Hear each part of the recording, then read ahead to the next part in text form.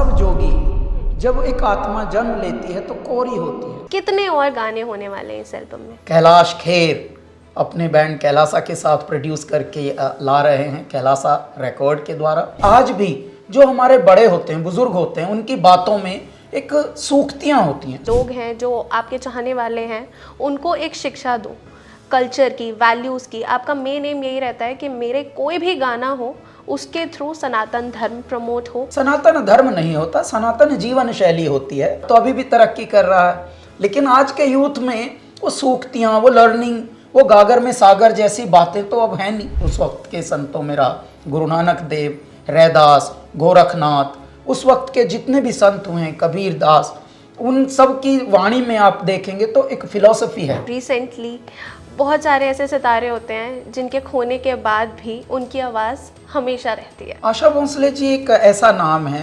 जिसको मैं कहूँगा तो वो एक युग हैं।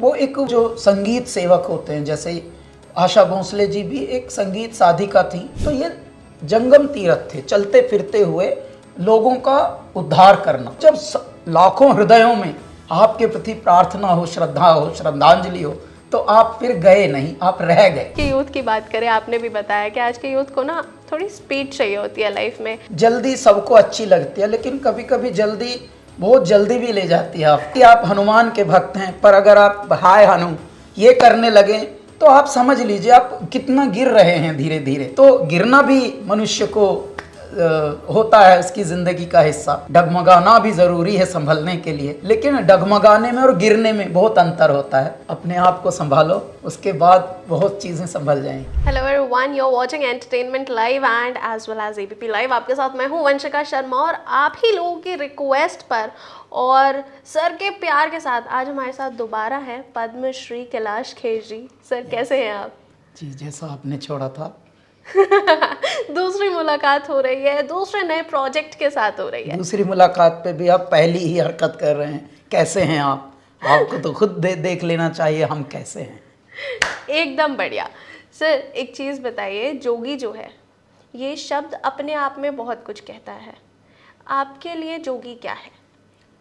जोगी एक यात्री, एक खोजी, एक रिसर्चर, एक तपास करने वाला, एक ऐसी आत्मा जो अपने हादसों से भी बहुत कुछ सीखती है, जो अपनी कटुताओं से भी, जटिलताओं से भी, विषमताओं से भी। और हम सब जोगी हैं। जब एक आत्मा जन्म लेती है तो कोरी होती है, कोरी आत्मा होती है। लेकिन जैसे जैसे हर पड़ाव जीवन का आता है तो हमें बहुत कुछ सीखने को मिलता है। तो हम लोग एक जोगी हैं, एक रिसर्चर हैं, खोजी हैं, एक सीकर हैं। मतलब जिस तरह से भारत में जोगी नाम आते ही ऐसा माना जाता है कि साधु जो होते हैं, महात्मा, उनको जोगी कहते हैं ना। तू भी जोगी है, मैं भी जोगी हूं, तू भी जोगी है। मरो है जोगी मरो, मरण है मीठा। हम सबको मरने से ही जीना मिलता है। ठीक है सर, तो नई जो एल्बम आने वाली है उसका पहला ट्रैक भी जोगी होने वाला है। कितने और गाने होने वाले हैं इस एल्बम में? देखिए कितने होने वाले हैं, ये भी एक, इसके पीछे भी एक जोगी अंदाज ही है। क्योंकि जोगियों का पता नहीं होता क्या उनके रमज में आ जाए, क्या उनके लहर में आ जाए।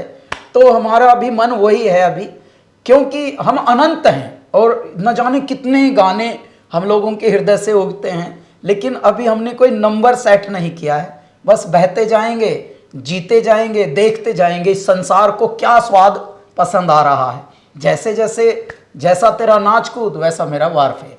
जी सर, आपको हमेशा ही लोग बहुत ज़्यादा पसंद करते हैं, और आपका जो मेन मोटिव रहता है वो ये होता है कि मैं ऑडियंस को और जितने भी लोग हैं जो आपके चाहने वाले हैं उनको एक शिक्षा दूँ कल्चर की, वैल्यूज़ की। आपका मेन एम यही रहता है कि मेरे कोई भी गाना हो उसके थ्रू सनातन धर्म प्रमोट हो, लोगों के अंदर वैल्यूज़ आएँ। सनातन धर्म नहीं होता, सनातन जीवन शैली होती है। क्योंकि पौराणिक भारतीयता जो होती है उसमें हम कैसे जीते थे, क्या हमारी परंपराएं थीं, किस तरह के हम सेंसिटिव, जैसे संवेदनशीलता कैसी थी, सहनशीलता कैसी थी, उसके बाद भी हम कितने बुद्धिमत्ता से प्रयुक्त होते थे और कैसे जीता था मेरा भारत। सनातन जीवन शैली को हम आगे रखते हैं। हमारे जीवन जीने की संस्कृति किस तरह की होती थी, 1000 साल पहले का भारत कैसा था, और 2000 साल पहले का भारत कैसा था, वो असली भारत है। देखिए आज भी जो हमारे बड़े होते हैं, बुजुर्ग होते हैं, उनकी बातों में एक सूक्तियाँ होती हैं। सूक्तियों का मतलब है कि ग्रंथ, एक चलते फिरते ग्रंथ होते हैं हमारे बड़े। लेकिन हमारे आज के यूथ, भारत तो अभी भी तरक्की कर रहा है, लेकिन आज के यूथ में वो सूक्तियाँ, वो लर्निंग, वो गागर में सागर जैसी बातें तो अब है नहीं जी। तो ऐसा चलता फिरता एक इतिहास होते थे अनुभवी लोग, चलता फिरता एक भूगोल होते थे अनुभवी लोग, बिना घड़ी के बुजुर्ग लोग समय बता देते थे, एग्जैक्ट बताते थे। ये कैसा था, ऐसा था मेरा भारत। लेकिन उस वक्त के भारत में जीवन जीने के ढंग बहुत निराले थे। हमारे जो जोगी, जो हमारी एल्बम है नई, इसमें यही है, ये कबीर की वाणी है। और कबीर की वाणी क्योंकि छायावादी युग के हैं, वो रहस्यवाद है, मिस्टिसिज्म उस युग में बहुत, उस वक्त के संतों में रहा। गुरु नानक देव, रैदास, गोरखनाथ, उस वक्त के जितने भी संत हुए हैं, कबीर दास, उन सब की वाणी में आप देखेंगे तो एक फिलॉसफी है, दर्शन है, एक छुपी हुई सूक्तियों में एक सीख है, एक लर्निंग है। वही पंडित कुमार गंधर्व जी द्वारा रचित है ये। लेकिन जिस तरह से हमारी पहली एल्बम में हमने नई हरवा गाया था, नई हरवा हमका ना भावे, उसी प्रकार से अब जोगी लेकर आए हैं, पंडित कुमार गंधर्व जी द्वारा रचित है, संत कबीर दास द्वारा लिखित है, और कैलाश खेर अपने बैंड कैलासा के साथ प्रोड्यूस करके ला रहे हैं, कैलासा रिकॉर्ड के द्वारा। और जोगी इज़ रेडी टू रिलीज़। ठीक है सर, ये हो गई जोगी की बात। लेकिन रिसेंटली बहुत सारे ऐसे सितारे होते हैं जिनके खोने के बाद भी उनकी आवाज़ हमेशा रहती है, हम सबके दिलों में रहती है। जब वो सेलिब्रिटीज़ बोलूँ या फिर मैं बोलूँ वो दिग्गज हम लोग को छोड़ के जाते हैं, फिर भी हम उन्हें ना एक स्माइलिंग फेस के साथ याद करते हैं, क्योंकि उन्होंने हमें इतना कुछ दिया है। वैसे ही एक लेजेंड रिसेंटली हमें तो छोड़ के चले गए, लेकिन उनकी आवाज़ कभी भी नहीं जाएगी। उनके साथ कोई स्पेशल मेमोरी आप शेयर करना चाहें? बहुत मुलाकात हुई। हाँ, आशा भोसले जी एक ऐसा नाम है जिसको मैं कहूँगा तो वो एक युग हैं, वो एक विश्वविद्यालय हैं, वो एक ग्रंथ हैं चलते फिरते, वो एक तीर्थ है। और दो प्रकार के तीर्थ होते हैं, एक स्थावर जो स्थित प्रज्ञ होते हैं, और एक होते हैं जंगम। जंगम तीर्थ साधक होते हैं, संत होते हैं, महात्मा होते हैं, योगी होते हैं, और जो संगीत सेवक होते हैं, जैसे आशा भोसले जी भी एक संगीत साधिका थी। तो ये जंगम तीर्थ थे, चलते फिरते हुए लोगों का उद्धार करना। तो इनके वाणी से, इनके वचन से, इनके शब्दों से, इनके विचारों से, इनकी दृष्टि से इस पृथ्वी का उद्धार हुआ है। ऐसे शरीर जाते हैं, आत्मा जो होती है इनकी वो अमृतत्व की ओर जाती है। और जब लाखों हृदयों में आपके प्रति प्रार्थना हो, श्रद्धा हो, श्रद्धांजलि हो, तो आप फिर गए नहीं, आप रह गए।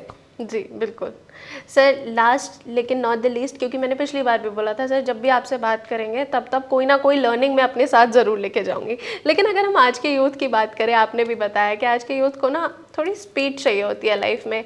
अगर हम उनकी भक्ति की भी बात करें ना, हम ये नहीं बोल सकते कि बिल्कुल ही भगवान में विश्वास नहीं रखते, लेकिन आजकल इंस्टाग्राम का ज़माना है, तो बहुत से लोग होते हैं जो धार्मिक स्थलों पर तो जाते हैं, लेकिन इंस्टाग्राम की एक रील बनाकर, स्टोरी डालकर वापस आ जाते हैं। उस यूथ के लिए क्या मैसेज है? मैं यही कहूँगा, देखिए जल्दी सबको अच्छी लगती है, लेकिन कभी कभी जल्दी बहुत जल्दी भी ले जाती है आपको। तो ऐसे में मैं ये कहूँगा कि माना कि आप हनुमान के भक्त हैं, पर अगर आप हाय हनु ये करने लगे तो आप समझ लीजिए आप कितना गिर रहे हैं धीरे धीरे। तो गिरना भी मनुष्य को होता है, उसकी ज़िंदगी का हिस्सा। डगमगाना भी ज़रूरी है संभलने के लिए, लेकिन डगमगाने में और गिरने में बहुत अंतर होता है। तो ऐ मेरे यूथों, अपने आप को संभालो, उसके बाद बहुत चीज़ें संभल जाएंगी। Thank you so much sir. आपके साथ बात करना हमेशा ही एक प्लेजर रहता है, और हम लोग बहुत ज़्यादा एक्साइटेड हैं कि आपकी इस नई एल्बम में कितने सारे गाने आने वाले हैं, कितने सारे गानों को हम एंजॉय करने वाले हैं। थैंक यू सो मच अपना टाइम देने के लिए। Thank you so much.